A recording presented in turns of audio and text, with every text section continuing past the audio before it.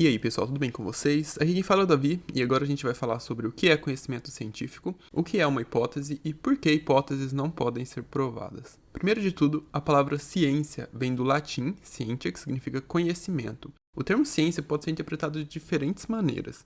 Assunto muito discutido na filosofia, que é uma área das ciências humanas. Em biologia, a gente adota como ciência o modo organizado de buscar e analisar evidências sobre a história e o funcionamento do mundo natural. O objetivo da biologia como ciência é fornecer explicações para os eventos do mundo natural e usar essas explicações para entender os padrões da natureza e fazer previsões do que pode acontecer. O conhecimento científico ele está em constante desenvolvimento e guarde essa informação para quando a gente for falar um pouquinho mais sobre o que é hipótese. E como é feita a construção do conhecimento científico? O conhecimento científico é feito com base em procedimento científico. E a ciência surge de perguntas simples feitas durante o dia, e você pode fazer sem nem perceber. Vamos contextualizar com um exemplo bem simples, como é a base do procedimento científico. Suponha que você resolve ligar a TV e vê que ela não está funcionando.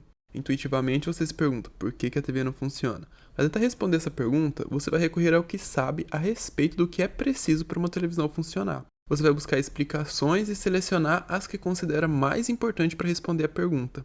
Um fator importante para que a TV funcione é ela estar ligada corretamente à tomada, a corrente elétrica. Para testar isso, você verifica se o plug está encaixado na tomada. Se estiver, beleza. Se não, você conecta e tenta ligar a TV novamente. Se ela funcionar, o problema foi resolvido. Se não funcionar, então você deve pensar em outra alternativa para ser testada, Pode ser que a tomada que você usou não esteja funcionando, então você tenta ligar a TV em uma outra tomada. Se ela funcionar, aí sim o problema foi resolvido. E é assim que o conhecimento científico é formado. Nasce da vontade de entender os acontecimentos do dia a dia. E para entender esses acontecimentos do dia a dia, a gente formula hipóteses. Imagina a seguinte situação: você é um médico em um consultório e observa que muitos pacientes que não praticam atividade física têm um histórico de doenças cardiovasculares. Eu sei, é um exemplo bobo, mas serve para ilustrar, beleza? Isso sugere, então, que a atividade física regular pode reduzir o risco de doenças cardiovasculares. Para ter certeza, você precisa fazer uma pesquisa para obter dados que apoiem a sua ideia. Então, a partir de uma pergunta ou observação, a gente busca resposta com base no que já sabemos a respeito daquele assunto e a gente formula uma explicação que pode ser testada. Isso é a hipótese. Uma explicação que pode ser testada. Uma hipótese pode ser refutada ou corroborada. Se for refutada, então uma outra hipótese deve ser formulada para explicar aquele acontecimento. Se com muitos testes a hipótese continua sendo válida, então dizemos que a hipótese foi corroborada. Então, resumindo as características de uma hipótese, a gente tem: para ser considerada científica, a hipótese deve ser testável, ou seja, ela deve permitir que outros testem e mostrem se ela é verdadeira ou não. Se for refutada, então outra hipótese deve ser formulada e novos testes realizados. E uma hipótese que não foi refutada depois de muitos testes é considerada corroborada. E uma hipótese corroborada não é uma verdade absoluta, porque não existe verdade absoluta na ciência. Mesmo uma hipótese corroborada só se mantém válida até que surjam outros casos em que seja derrubada. Nessa situação, uma nova hipótese é proposta e testada e assim por diante.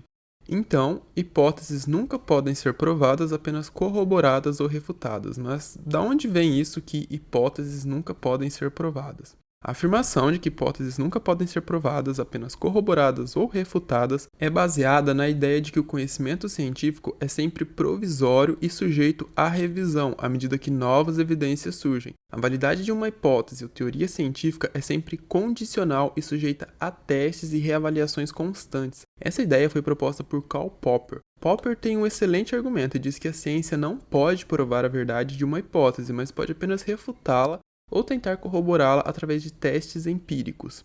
E o motivo para isso é que podem surgir dados no futuro que falsificam a sua hipótese. Tá, mas e na matemática, que a gente está sempre provando hipóteses?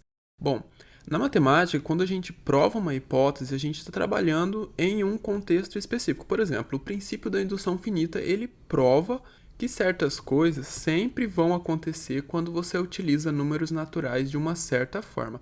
Eu não vou trazer muitas equações aqui porque eu não quero entediar vocês e vai me dar um trabalho danado e não é o foco aqui. Mas, nas ciências naturais é um pouco diferente, porque, como eu disse, pode surgir dados no futuro que falsificam a sua hipótese. A matemática é uma ciência muito abstrata, então ela permite que você tire conclusões universais em determinadas situações. Agora, as ciências da natureza, elas já se apoiam mais na observação, como a teoria da evolução, por exemplo. Na época, não existia conhecimento em genética que apoiavam as ideias de Charles Darwin, mas ele falou assim, olha, aqui está as observações que eu fiz, os dados que eu coletei, e eles apontam para esses resultados. E foi o que fez com que a teoria dele fosse corroborada.